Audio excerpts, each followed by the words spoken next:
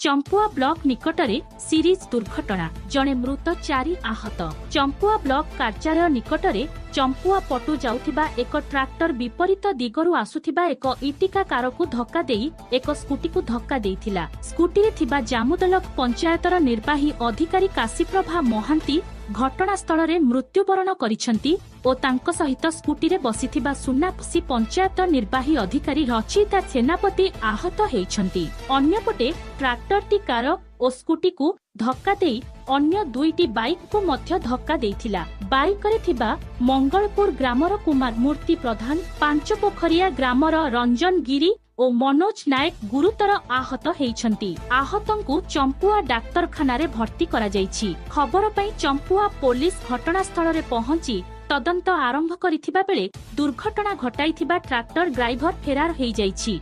केन्दुझर जिला चंपुआरु प्रदीप कुमार महांतंक रिपोर्ट श्रीक्षेत्र न्यूज।